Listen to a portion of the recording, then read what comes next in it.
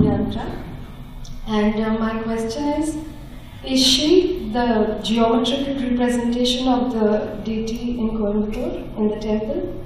And what is the difference between her, the one that you just consecrated in Salem, the Utsa Murti, and the yantra and the Gudi?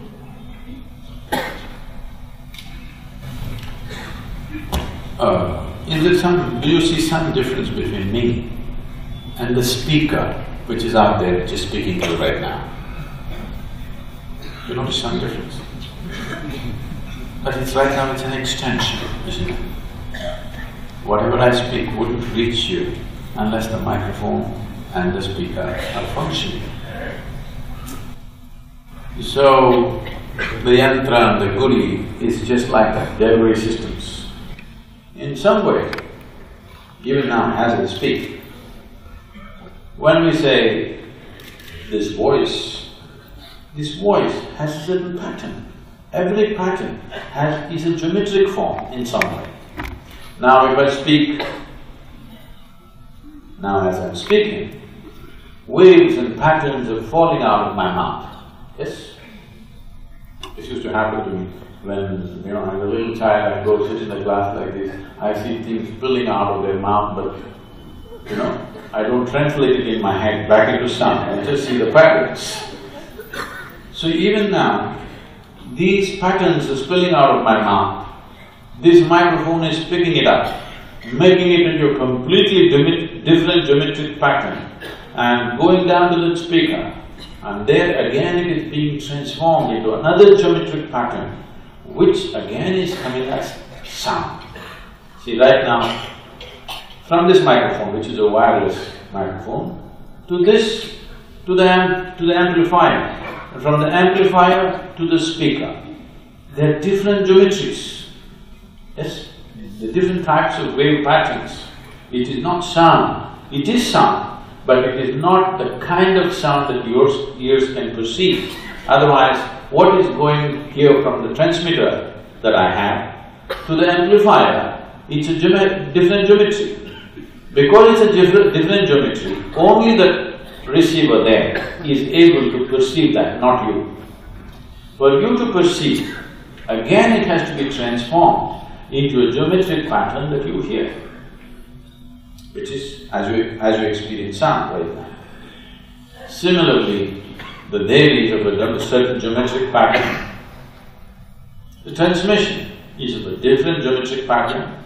How you receive it, the means or the instrument through which you receive it is of a different geometric pattern, but what is delivered is the same thing. Myself, this microphone, this transmitter, that receiver, that amplifier, these speakers. Very different, isn't it? Though these are all different things, still what is delivered is just what I speak. Suppose somewhere along the way, either this transmitter or that receiver, that amplifier gets little mischievous and starts delivering a different geometric pattern than what I am delivering through my speech, then it will start doing its own Pravachan or whatever you want to call it. I never thought I'm doing a Pravachan, but just now it will start talking something different. Then this is a dangerous process, isn't it? This whole microphone, this is a terrible process because I say one thing, it says something else. Very dangerous. This is useful only because it only says what I say. Amplified, that's all. Enhanced, but not different. So right now, if you are sufficiently enhanced, see, this is also a yantra, isn't it? The word yantra means a machine. Isn't this human mechanism a yantra? This is the most sophisticated yantra. You can't build a better one than this. You can enhance this by building other yantras. Because I can speak, a microphone and this whole system is enhancing my speech, it's a wonderful yantra. This is a machine which is enhancing. So similarly, various activities that we perform speech, activity, mobility, all these things we have enhanced with different instruments or machines that we have created. In fact, all machines that we have created is only enhancement of things that we can already do. You never created a machine to do something that you yourself cannot do. You can pick up a handful of earth. Now you created an earth mover which picks up 10 tons of earth. You can speak, so there's a microphone, there's a telephone, there's all kinds of phones. Because you can see, there is a telescope, there is a microscope, there are all kinds of scopes. But if you could not see, what use is a telephone, or what use is a telescope, what use is a microscope? Both are useless, isn't it? Only what we can do to enhance that is what we have created instruments or machines. So Devi is a certain kind of machine. All the Devi devotees won't like this. The Sadguru, don't say this. Devi I think I've been telling this to people have been protesting. Whenever I use the word tool to refer to Dhyanalinga or to Devi, they say, Sadguru, please. It's like I'm treading on something that's sacred to them. They don't understand. I put my life to make these things happen. They think sitting like this is more involvement than throwing your life to make something happen. So, for such people, you must come to the ashram. I will give you a plumber's job. I won't try electrician's job because it'll kind of immediately end, you know. If you try electrician's job without tools, instantly, you won't have an experience, I'm saying. A plumber's job is good. Plumbing job, no tools, no spanners, no winches, no chain winches, nothing. With your hands, nails and teeth, you do the plumbing job in the ashram for 3 days. In 3 days, your fingers will be torn, nails will be gone, most of the teeth will be gone, maybe jaw would have worn out and your mouth will be like this because this whole thing would be worn out trying to open the pipes. So, after 3 days, if I give you a spanner, will you worship this spanner or no?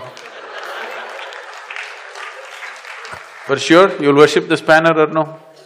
So this is how a spanner god happens.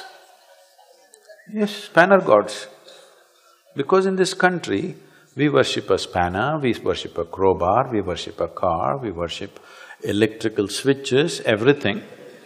No, it's not a joke. We are appreciating that these yantras are which are given us dominance on this planet. You cannot even run as fast as a dog. Yes? You can't even fly like a crow. Forget a crow, even you can't fly like a mosquito. Tell me, compared to every other creature on this planet, you're really no good by yourself. But we are capable of creating tools. Because we created various types of tools, we have dominance on the planet. Suddenly, we are seen as the top of the pile of evolution. I want you to look at a human being without any tool in this world. No animal would think you are the peak of evolution. Yes or no? Yes? No animal, no creature would even consider looking up at you. Only because you're capable of creating tools from a simple club with which you could fight something to many more things that we have created which we call as technology today, only because of this. So Devi is a certain machine. But anything that is capable of doing something that you yourself cannot do, you naturally bow down to it, isn't it? Can you run as fast as your car? Asking you, unless you're a lousy driver. So, people sit down and bow down to the car. Maybe today they're bowing down with fear that if you do this, it will run well. It will not run well unless you drive well, okay? You bow down to the car acknowledging you're capable of doing something more than me. Why are you standing in front of me like this? Simply because in some dimension you noticed I'm able to do something more than you. Yes? Yes or no? So just another tool. A guru is another tool. Please make use of it. Don't just worship it. If you have a screwdriver, if you just one day in a year you worship it on Ayuda Puja, it's good. Every day if you only worship it, not make use of it, what's the point? A tool should be bowed down to because it is capable of doing something that you yourself cannot do. Body itself is a tool. Either you keep it as an enhanced tool or a miserable tool. Mind itself is a tool that you have. You can keep it as a tremendous tool or a miserable tool, but it is a tool. So Devi is another kind of machine or a tool. How to make use of her? There are procedures. How to use your computer? There is a procedure. There is a user's manual. Similarly, how to make use of this machine called Devi? We have a user's manual. This is how you approach her. If you do this, this and this machine, you will have handle over it so that you can use it and enhance yourself because right now my voice is enhanced because I'm using the machine called microphone. And this microphone is essentially designed for me. I go to every conferences, men and women are using this microphone. It's sticking out like this, like they got some extra teeth. I'm the only one.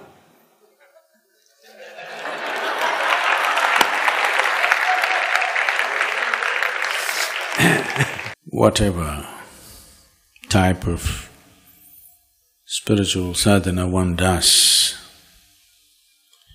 essentially, we are within the ambit of these four basic yogas.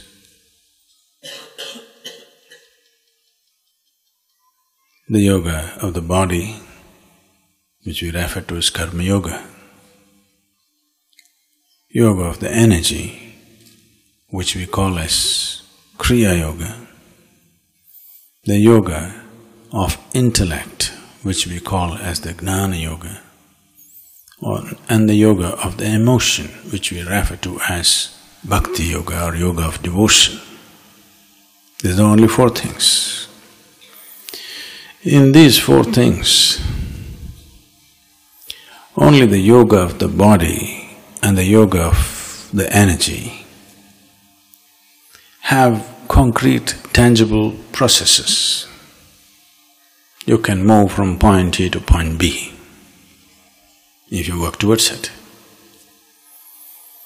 But that of the intellect and emotion largely sets either a conducive ambience or a negative ambience. The significant difference between the ambience of intellect and the ambience of emotion is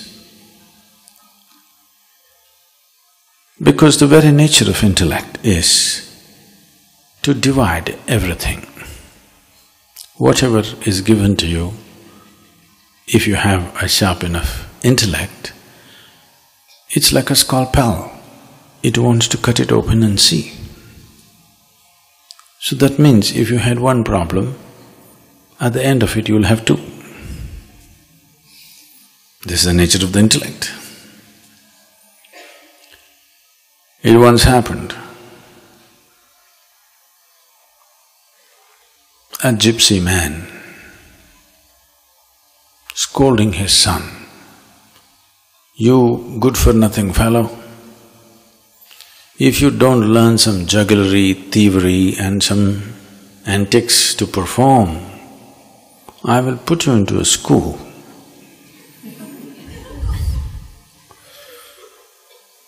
You will become an educated man and you will suffer from endless want. Definitely you can't deny that modern education has done this. Though compared to previous generations, in terms of our comforts and convenience, we moved leaps and bounds away from them. But have we stopped complaining? We are complaining like never before. No other generation on the planet has complained as much as this generation is. In fact, the more affluent a society, more complaints. It is not a product of affluence, it's a product of intellect, because this is the nature of the intellect. The intellect pretends to solve problems, but it will multiply problems. Actually, if we take away your intellect and just look at the world around you, there's really no problem, everything is fine. Any problem? But if your intellect is on, you'll find fault with the shape of the mountain.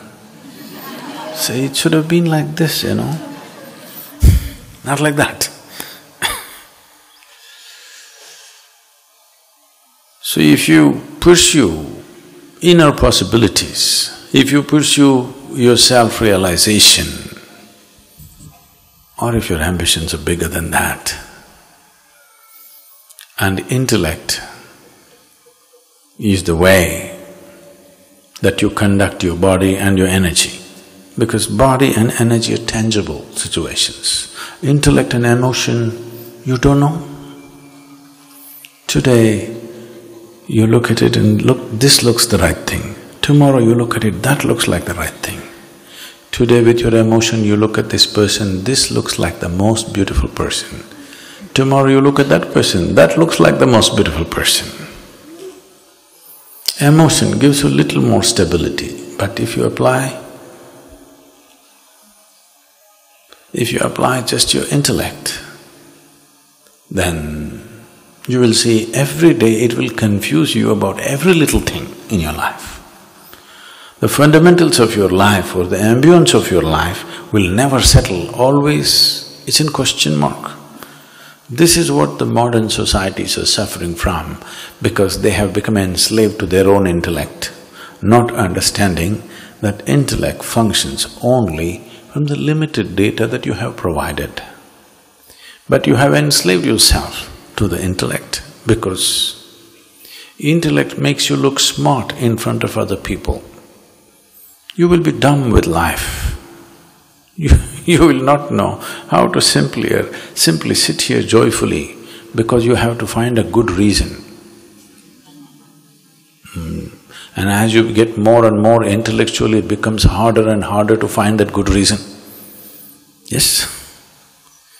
If you are a laughing, joyful person, nobody will consider you as an intellectual, do you know this? You must have a long face and nobody… he's got… not the long face, I'm talking about the right amount of beard if you're a man. If you're a woman, I don't want to describe those things. Guru Govind do khade kaake lagu paay balihari Guru Jin Govind diyo bataay.